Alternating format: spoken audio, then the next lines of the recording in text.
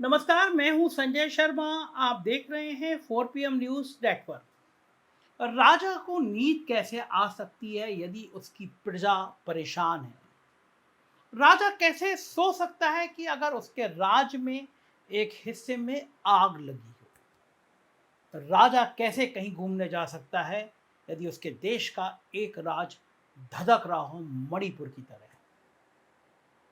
आज के वीडियो में मैं बात करूंगा कि जो प्यार की बात करने जा रहे हैं उन राहुल गांधी को रोका क्यों जा रहा है और आखिर प्रधानमंत्री को क्यों याद नहीं आ रहा है मणिपुर। मेरे एक प्रिय कवि हैं सर्वेश्वर दयाल सक्सेना।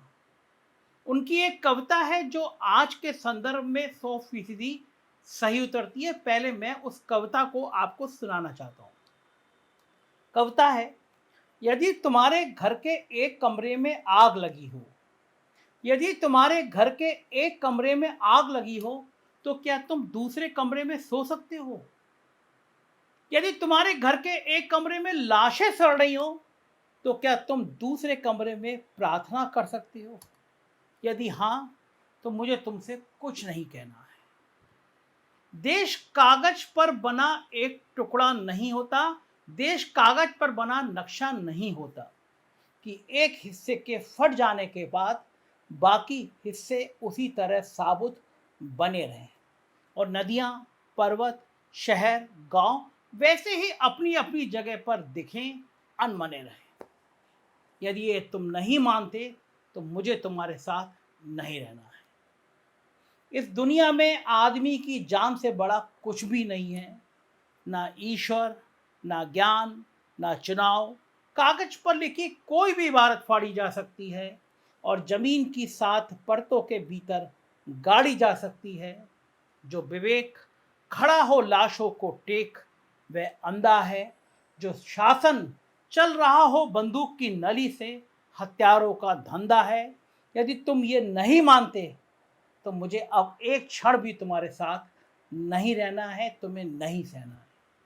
याद रखो, एक बच्चे की हत्या, एक औरत की मौत, एक आदमी की गोलियों से चिथड़ा तन किसी शासन का ही नहीं, संपूर्ण राष्ट्र का है पतन।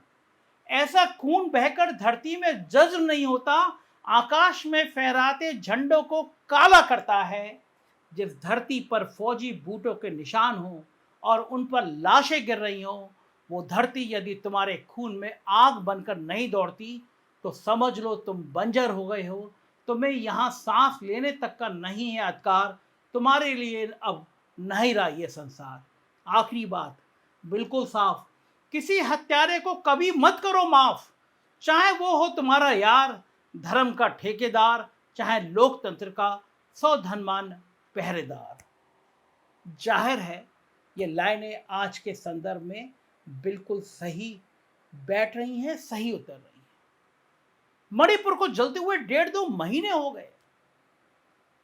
125 लोग मारे जा चुके हैं। देश के एक राज्य में आग लगी हुई है। हमारे प्रधानमंत्री जी मेट्रो खाली करा के, स्टेशन खाली करा के सफर कर रहे हैं। मध्य प्रदेश में मेरा बूथ सबसे मजबूत के भाषण दे रहे हैं। और जो राहुल गांधी जाए राहत शिविरों में गले लगाएं, पीड़ितों को प्यार करें, उनको रोकने के लिए सारी ताकत लगा दी जा रही है। क्या है राहुल गांधी में? ये वही तो राहुल गांधी है जिसको सैकड़ों करोड़, हजारों करोड़ खर्च करके पप्पू बनाने की कोशिश की गई देश में। बड़े बड़े पत्रकार, कारपोरेट हाउस, मीडिया हाउस सब लग गए थे राहुल गांधी को पप्पू बनाने में। अब उस राहुल गांधी से डर किस बात का? राहुल गांधी जहां जा रहे हैं उनको रोकने की कोशिश क्यों? नफरत जो सिखाए वो धर्म तेरा नहीं है। नफरत जो सिखाए वो धर्म तेरा नहीं है। इंसान को जो रौंदे वो कदम तेरा नहीं है। तू बदले हुए वक्त की पहचान बनेगा।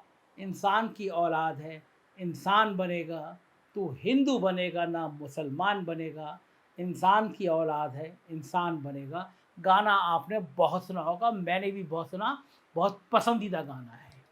कुछ महीनों पहले कांग्रेस के डिस्क्वालीफाइड सांसद राहुल गांधी ने कहा था कि वो नफरत के बाजार में मोहब्बत की दुकान खोलने निकले हैं।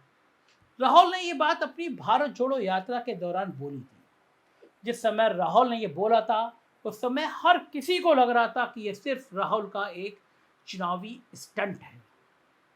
लेकिन अब जब भारत जोड़ो यात्रा समाप्त हुए लगभग 7-8 महीने का समय बीत गया है, लेकिन राहुल अभी भी अपनी कही हुई बात पर देश से लेकर विदेश तक अड़े हैं।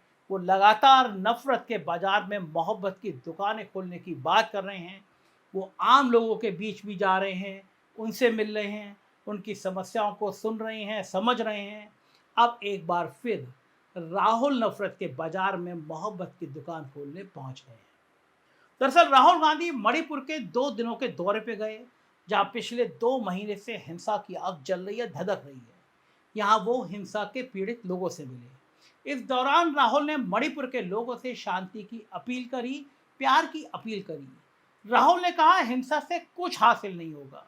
यानी एक और जहां पिछले 2 महीनों से हिंसा की आग भड़क रही है और देश के यशस्वी प्रधानमंत्री जी वहां पहुंचना तो दूर, हिंसा के मामले पर एक शब्द तक नहीं बोले, तो वहीं दूसरी ओर डिस्क्वालीफाइड सांसद और किसी राजनीतिक पार्टी के पदाधिकारी तक ना होते हुए भी राहुल गांधी मणिपुर के लोगों का दर्द बांटने और उनकी समस्याओं को सुनने पहुंच गए।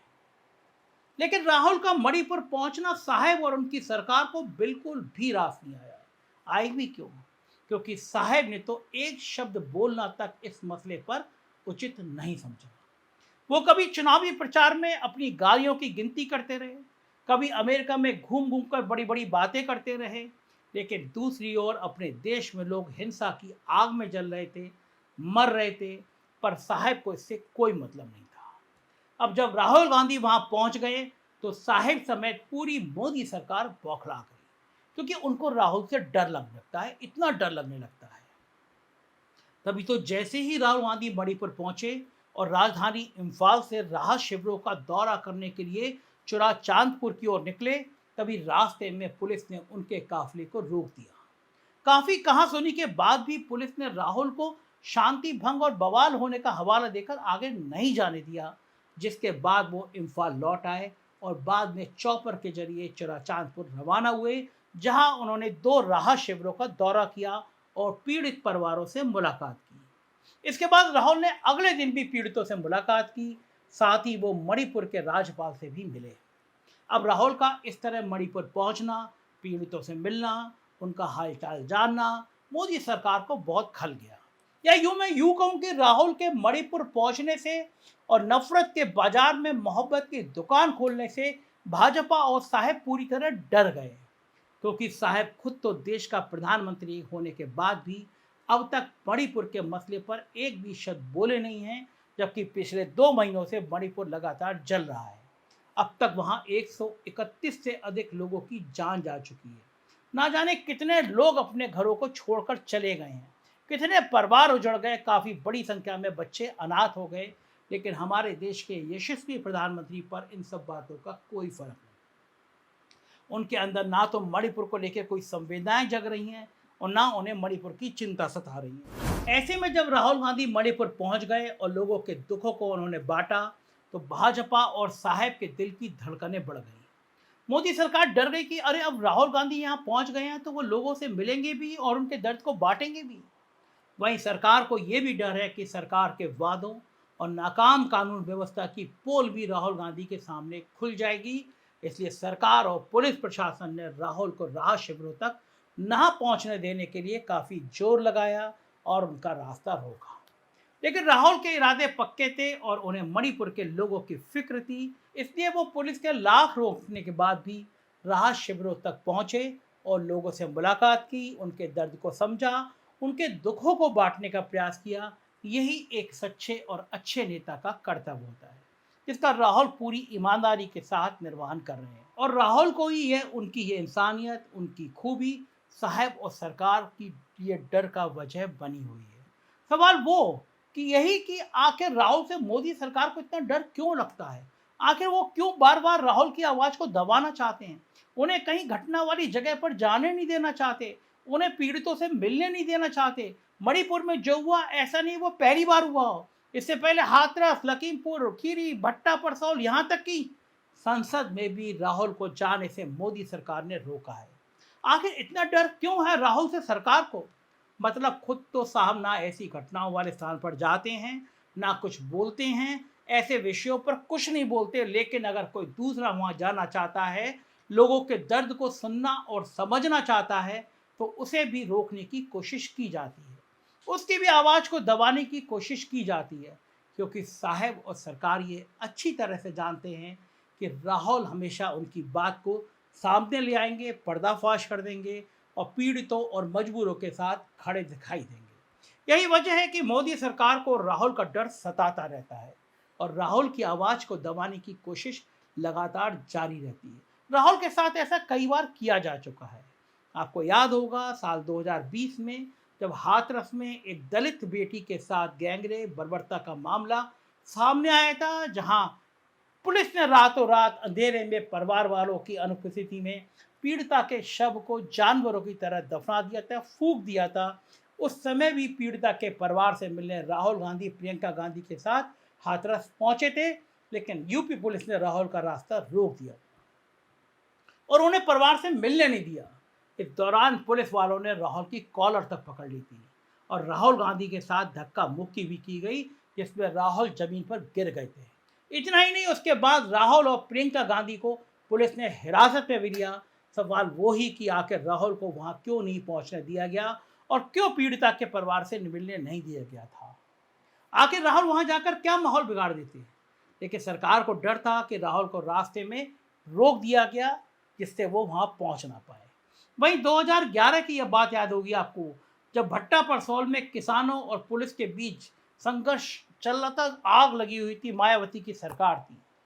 तब भी राहुल गांधी किसानों से मिलने पहुंचे थे, जहां पुलिस ने उन्हें रोक लिया था। हालांकि बाद में राहुल बाइक और बाद में पैदल चलकर किसानों तक पहुंच गए थे। मायावती की सरकार थी। 2011 में भट्टा परसौल सुलग उठा था। तब जमीन अधिग्रहण और मुआवजे की मांग को लेकर पुलिस और किसानों के बीच संघर्ष हो गया था और संघर्ष में 5 लोगों की जान चली गई थी। इसके अलावा 2021 में जब लखीमपुर में केंद्रीय गृह राज्य मंत्री अजय मिश्रा टेनी के बेटे आशीष मिश्रा ने किसानों को गाड़ी से कुचल और उनकी जान ले ली थी, तब पीड़ित किसानों के परिवार से मिलने और उनके दर्द को बांटने राहुल गांधी लखीमपुर जा रहे थे, जहाँ रास्ते में ही पुलिस ने राहुल के काफिले को रोक लिया था। सुरक्षा शांति भंग का हवाला देकर उन्हें आगे नहीं बढ़ने दिया गया। उस समय भी प्रदेश में भाजपा की योगी सरकार और केंद्र में मोदी सरकार थी।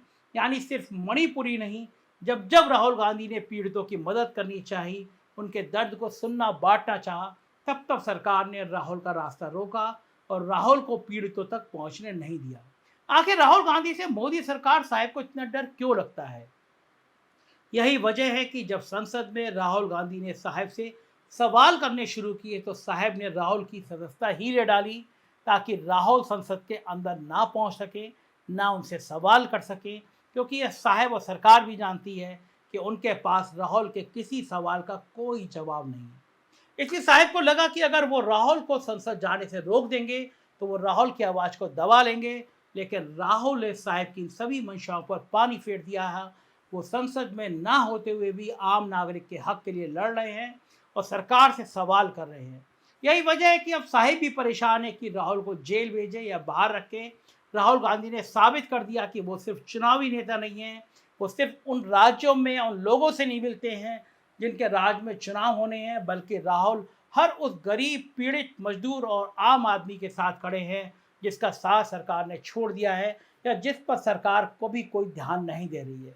ऐसे हर व्यक्ति, हर पीड़ित की आवाज़ बनकर खड़े हो रहे हैं राहुल गांधी। ये उनके व्यक्तित्व का नया रूप है और यही वजह है कि साहब और उनकी सरकार को राहुल गांधी से काफ़ी डर लगने लगा है। तभी तरह तरह से राहुल के रास्ते उनकी आवाज़ को दबाना चाहते हैं। लेकिन राहुल लगातार साहब की नफरत के बाजार में अपनी मोहब्बत की दुकान खोलते जा रहे हैं। यही कारण है कि जो मणिपुर 3 मई से लगातार चल रहा है, जहां अब तक 131 से अधिक लोगों की मौत हो चुकी है, 419 से ज़्यादा लोग घायल हुए हैं, तकरीबन 65,000 से अधिक लोग अपना घर छोड़ चुके हैं, आगजनी की 5,000 से ज़्यादा घटनाएं हुई हैं। वहीं 30 जून तक राज्य में इंटरनेट बंद कर दिया गया है। ऐसे राज्य के बिगड़ते माहौल के बारे में अब तक देश के प्रधानमंत्री एक शब्द भी नहीं बोल रहे हैं। न ही पिछले 2 महीनों से जारी हिंसा को लेकर प्रधानमंत्री ने लोगों से शांति की अपील की है। चाहना तो दूर की बात है। ऐसे में जब राहुल गांधी इस राज्य में पहुंच जाते हैं, लोगों से मिलते हैं, दुखों को बांटते हैं, दर्द को बांटते हैं, वो भी बिना किसी रैली, रोड शो या जनसभा के, तब भाजपा और साहब के दिलों में खलबली मच जाती है। उन्हें राहुल गांधी डराने लगते हैं, क्योंकि मणिपुर में वहाँ की महिलाओं ने राहुल के सामने अपनी समस्याओं, अपने दुखों को रखा। बच्चे राहुल गांधी को देखकर मुस्कुरा दिए। वहाँ के लोगों को राहुल में एक आशा की किरण दिखी, और राहुल ने भी वहाँ के लोगों से शांति की अपील की, उन्हें हर संभव मदद का वादा किया। मोइरांग रिलीफ कैंप में हिंसा प्रभावित लोगों से मुलाकात के बाद राहुल ने कहा कि मणिपुर में शांति की जरूरत है। मैं चाहता हूं यहाँ शांति बहाल हो। मैंने कुछ राहत शिविरों का दौरा किया। इन राहत शिविरों में कमियां हैं, दवाएं नहीं है, खाना नहीं है। सरकार को इनके लिए काम करना चाहिए। उन्होंने कहा कि मैं मणिपुर में अपने सभी भाई बहनों को सुनने आया हूँ, लेकिन राहुल का ये व्यवहार, उनकी इंसानियत भाजपा और उनके नेताओं को पसंद नहीं आई, क्योंकि राहुल का मणिपुर पहुंचना जहां एक और उनके स्वभाव, उनके अंदर की इंसानियत और लोगों के प्रति उनके लगाव को दर्शाता है, तो वहीं दूसरी ओर राजनीतिक दृष्टि से राहुल का मणिपुर दौरा साहब और उनकी सरकार के मुंह पर एक तमाचा भी है। फिलहाल राहुल अपने वादे के अनुसार लगातार नफरत के बाजार में मोहब्बत की दुकान खोलने का काम कर रहे हैं।